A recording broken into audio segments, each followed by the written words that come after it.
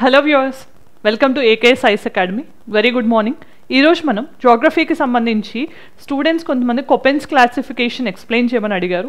So ఈరోజు ఆ particular టాపిక్ని కాన్సెప్ట్ 360 సిరీస్లో కవర్ చేద్దాం. సో ఫస్ట్ మనం డిస్కస్ చేస్తున్న కొపెన్ క్లాసిఫికేషన్ అనేది ఎందుకు ఇంపార్టెంట్. సో దీన్ని ఎవరు క్లాసిఫై చేశారు? వ్లాదిమిర్ కొపెన్. సో ఈయన జర్మన్ క్లైమటాలజిస్ట్. సో ఈయన వెజిటేషన్ అనేది అంటే మన ట్రీస్ ఎలా గ్రో అవుతున్నాయి అనే దాన్ని క్లైమేటిక్ ప్యాటర్న్స్తో లింక్ చేసి చూశారు. సో ఆయన అబ్జర్వ్ చేసిన దాంట్లో టెంపరేచర్ అండ్ ప్రెసిపిటేషన్ ఏవైతే ఉంటాయో మంత్లీ యావరేజెస్ అవి ఎక్కువగా వెజిటేషన్ టైప్ని డిటర్మైన్ చేస్తున్నాయి. సో వరల్డ్లో వెజిటేషన్ అనేది డిఫరెంట్ టైప్స్లో ఉండటానికి రీజన్ మనకు కొన్ని చోట్ల ఎవర్ గ్రీన్ ఫారెస్ట్, కొన్ని చోట్ల డ్రై కండిషన్స్ ఉన్నాయి, లేకపోతే హాట్ డెజర్ట్స్ ఉన్నాయి, కోల్డ్ డెజర్ట్స్ ఉన్నాయి.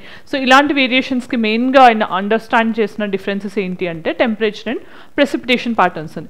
సో దాన్ని బేస్ చేసుకుని ఆయన వరల్డ్ మొత్తాన్ని కూడా క్లాసిఫై చేసి 5 మెయిన్ గ్రూప్స్గా డివైడ్ చేయడం జరిగింది. సో దీన్ని ఆయన ABCDE అని నేమ్ చేయడం జరిగింది. సో దాన్ని ఫస్ట్ అర్థం చేసుకుందాం, తర్వాత సబ్ టైప్స్ ఏంటి అనేది, వాటి క్యారెక్టరిస్టిక్స్ ఎలా ఉంటాయి అనేది ఎక్స్ప్లెయిన్ చేస్తాను.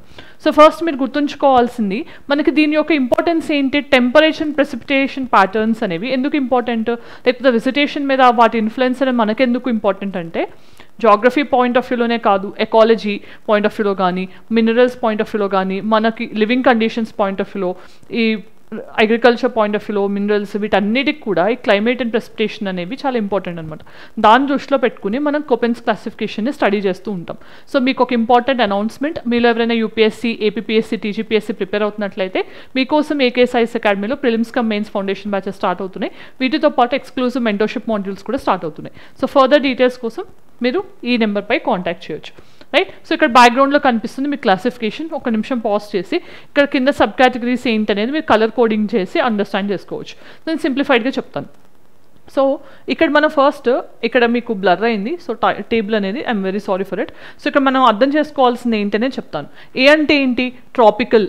ఏ అనేది tropical areas. So tropical areas అంటే ఏంటి?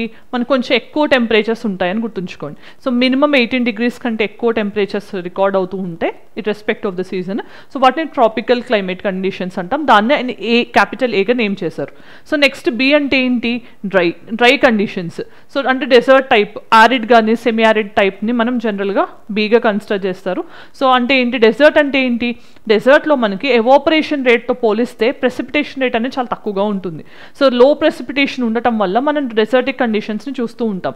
సో అది యారిడ్ అవ్వచ్చు, సెమీ యారిడ్ అవ్వచ్చు. సో అలాంటి డ్రై కండిషన్స్ ఏవైతే ఉంటాయో డెజర్ట్ బేస్డ్ కండిషన్స్, వాటిని ఆయన క్లాసిఫైడ్ డ్రై కండిషన్స్ని Bగా క్లాసిఫై చేశారు. C అంటే ఏంటి? ఇక్కడ మీరు గుర్తుంచుకోవాల్సింది C అండ్ D అనే రెండు కూడా మిడ్ లాటిట్యూడ్ అనమాట. మిడ్ లాటిట్యూడ్స్ అంటే ఏంటి? మనకి 30 నుంచి 45 degrees ఏవైతే ఉంటాయో మిడ్ లాటిట్యూడ్స్ అంటాం. సో మిడ్ లాటిట్యూడ్స్లో కూడా మైల్డ్ టెంపరేట్ ఏదైతే ఉంటుందో, మైల్డ్ అంటే మరీ ఎక్స్ట్రీమ్ కోల్డ్ కండిషన్స్ ఉండకుండా, so hot and neither too hot neither too కోల్డ్గా ఉంటాయి కదా, అలాంటి వాటిని అయినా C కేటగిరీగా అంటే mild temperate mid latitude conditions ఏవైతే ఉంటాయో వాటిని Cగా క్లాసిఫై చేశారు. D విషయానికి వచ్చేసరికి అగైన్ మిడ్ లాటిట్యూడ్సే, కాకపోతే ఎక్స్ట్రీమ్ కోల్డ్ కండిషన్స్ ఉంటాయి. అంటే Cతో పోలిస్తే కొంచెం ఎక్కువ కోల్డ్నెస్ అనేది ఉంటుంది. సో కాంటినెంటల్ అని కూడా అన్నారు, and at the same time cold mid latitudes అని కూడా అన్నారు. సో ఇది D అనమాట. ఇది continental or cold mid latitudes అని గుర్తుపెట్టుకోండి. రైట్. దెన్ E అనేది ఏంటి? పోలార్. పోలార్ అంటే ఏంటి? ఎక్స్ట్రీమ్ కండిషన్స్ ఉంటాయి. సో మనకి వార్మెస్ట్ మంత్లో కూడా మీరు చూస్తే టెంపరేచర్ అనేది 10 degreesని దాటదు, అంత ఎక్స్ట్రీమ్ కోల్డ్ కండిషన్స్ ఉంటాయి. సో ఇలాంటి వాటిని ఆయన క్లాసిఫై చేయడం జరిగింది. సో దీన్ని ఇంకా సింప్లిఫైడ్గా మీకు ఈ ఫార్మాట్లో ఇవ్వడం జరిగింది. ఒకసారి వీటిని చూద్దాం. సో A అనేది ఏంటి? ట్రాపికల్ అని చెప్పాను. ట్రాపికల్ ఏంటంటే కొంచెం హ్యూమిడిటీ ఉంటుంది, వార్మ్నెస్ ఉంటుంది, అలానే రెయిన్ఫాల్ కూడా ఉంటుంది. సో ఇక్కడ హాట్ అండ్ వెట్. దీని క్యారెక్టరిస్టిక్స్ వచ్చేసరికి టెంపరేచర్ ఉంటుంది, అలానే ప్రెసిపిటేషన్ కూడా మంచిగా ఉంటుంది. So tropical. ఆల్వేస్ వార్మ్ అంటే ఏ సీజన్లో అయినా మీకు అంటే కొన్ని రోజులు తప్పించి ఆల్మోస్ట్గా అన్ని డేస్లో మనకి ఇయర్ మొత్తంలో కూడా 18 కంటే ఎక్కువ టెంపరేచర్స్ ఉంటాయి, 18 degrees కంటే ఎక్కువ. అలాంటి వాటిని ట్రాపికల్గా కన్సిడర్ చేస్తారు. సో దాంతోపాటు రెయిన్ఫాల్. సో మీకు ఎప్పుడైతే టెంపరేచర్ ఉంటుందో ఎవాపరేషన్ అవుతుంది, కండెన్సేషన్ అవుతుంది, ప్రెసిపిటేషన్ కూడా అవుతుంది, లాట్స్ ఆఫ్ రెయిన్. దాని తర్వాత దీనికి ఎగ్జాంపుల్స్గా ఏం చెప్పొచ్చు? సౌత్ అమెరికాలో అయితే మనకి అమెజాన్ బేసిన్, దాన్ని రెయిన్ ఫారెస్ట్ అంటాం. Amazon rain forest lungs of the earth అని కూడా అంటాం. అంత వెజిటేషన్ అనేది అక్కడ ఉంటుంది. అలానే మనకి సేమ్ టైప్ ఆఫ్ వెజిటేషన్ ఎక్కడ ఉంటుంది? కేరళ కానీ, western Ghats, even some parts of north eastern ఏరియాస్లో కూడా సేమ్ టైప్ ఆఫ్ ప్యాటర్న్స్ ఉంటాయి మనకి. నెక్స్ట్ బి అంటే ఏం చెప్పాను, డ్రై కండిషన్స్, డెసర్టిక్ కండిషన్స్. ఇవి యారిడ్ కానీ సెమీ యారిడ్ అని చెప్పొచ్చు.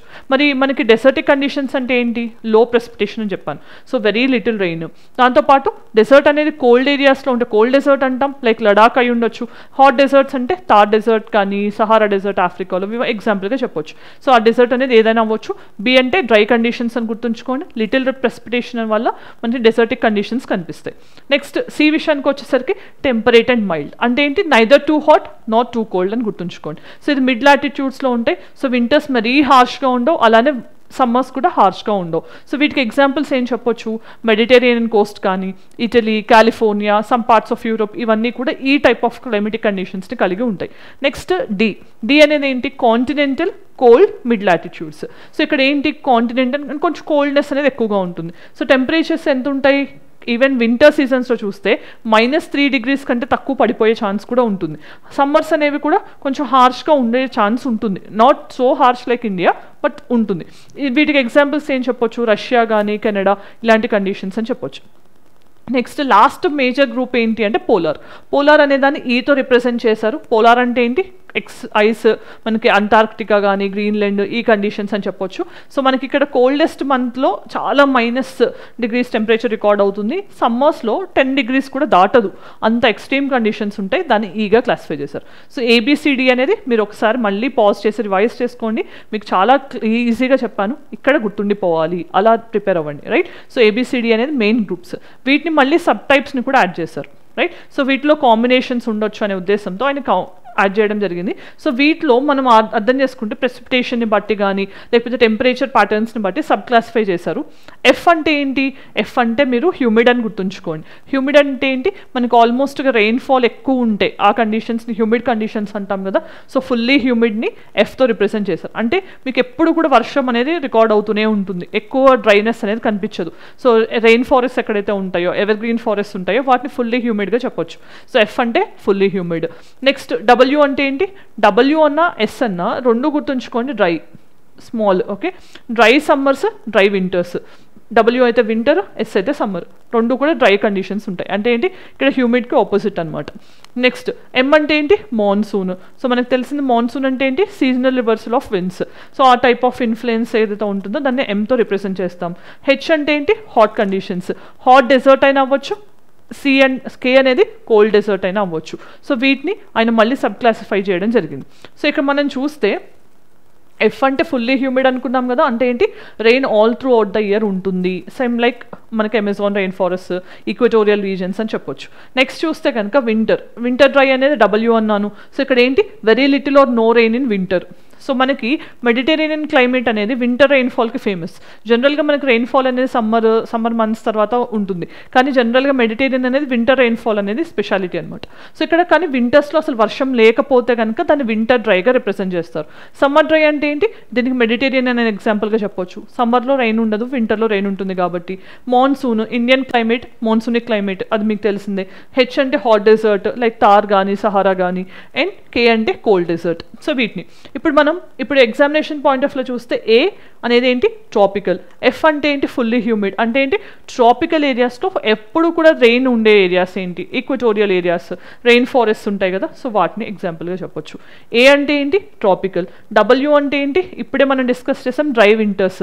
సో ఎక్కడ డ్రై వింటర్స్ ఉంటాయి, సవన్నాస్, గ్రాస్ ల్యాండ్స్ అంటాం కదా. గ్రాస్ ల్యాండ్స్ డ్రైనెస్ వల్లనే కదా మనకి ఎక్కువ ఫారెస్ట్ ఫైర్స్ కూడా జరుగుతూ ఉంటాయి. సో ట్రాపికల్ సవన్నాస్ అంటే డ్రై వింటర్స్. ఇట్లా మీరు క్లాసిఫికేషన్ని మీరు డీకోడ్ చేయాల్సి ఉంటుంది. సో దీనిలో ఉండే సిగ్నిఫికెన్స్ ఏంటి అనేది ఆల్రెడీ మనం డిస్కస్ చేసాం. అగ్రికల్చర్ పాయింట్ ఆఫ్ వ్యూలో, ఎకాలజీ పాయింట్ ఆఫ్ వ్యూలో, మనకి అండర్స్టాండింగ్ పాయింట్ ఆఫ్ వ్యూలో చాలా ఈ క్లాసిఫికేషన్ అనేది మనకి ఈజీ చేస్తుంది. అందుకోసమని జనరల్గా జాగ్రఫీలో క్లైమేటిక్ ప్యాటర్న్స్ అర్థం చేసుకోవాలంటే కోపెన్ క్లాసిఫికేషన్ని కన్సిడర్ చేస్తూ ఉంటాం. So thank you for watching this video. All the very best.